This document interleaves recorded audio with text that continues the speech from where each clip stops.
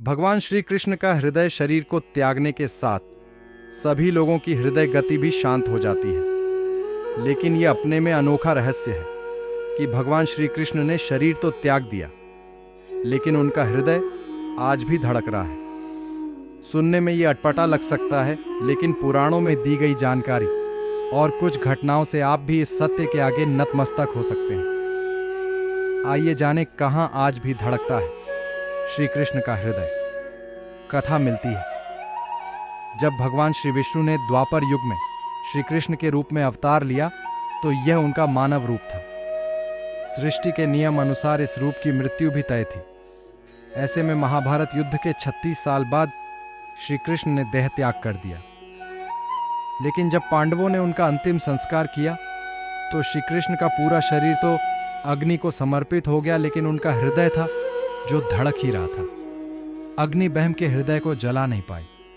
पांडव इस दृश्य को देखकर चकित रह गए। आकाशवाणी हुई कि यह ब्रह्म का हृदय है, इसे समुद्र में प्रवाहित कर दें। पांडवों ने श्री कृष्ण के हृदय को समुद्र में प्रवाहित कर दिया। कहा जाता है कि जल में प्रवाहित श्री कृष्ण के हृदय ने एक लट्ठे का रूप ले लिया और पानी में बहते बहते उड़ीसा के समुद्र तट पर पहुंच गया। उसी रात वहां के राजा इंद्रद्युम्न को श्री कृष्ण ने सपने में दर्शन दिए और कहा कि वह एक लट्ठ के रूप में समुद्र तट पर स्थित है। सुबह जागते ही राजा इंद्रद्युम्न भगवान श्री कृष्ण की बताई हुई जगह पर पहुंचे। इसके बाद उन्होंने लट्ठ को प्रणाम किया और उसे अपने साथ ले आए। इस लट्ठे से ही भगवान जगन्नाथ, बलभद्र और सुभद्रा जी की मूर्ति का निर्माण विश्वकर्मा जी ने किया। भगवान श्री जगन्नाथ की मूर्ति नीम की लकड़ी से बनाई जाती है और हर 15 और 19 साल के बाद इसे बदल दिया जाता है। इसे नवकलेवर और पुनर्जन्म के नाम से भी जाना जाता है। जब भी यह रस्म निभाई जाती है उस समय पूरे शहर की बिजली काट दी जाती है। इसके बाद मूर्ति बदलने वाले पुजारी भगवान के कलेवर को बदलते हैं।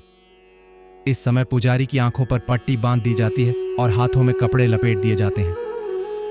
कहते हैं इस मूर्ति के नीचे आज भी श्री कृष्ण का हृदय धड़कता है।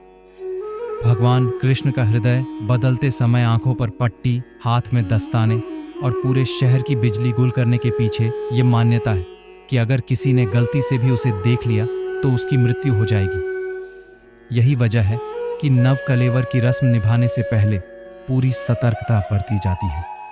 मूर्ति बदलने वाले पुजारी बताते हैं कि जब भी ये प्रक्रिया होती है तो उस समय ऐसा लगता है जैसे कलेवर के अंदर खरगोश फुदक रहा हो।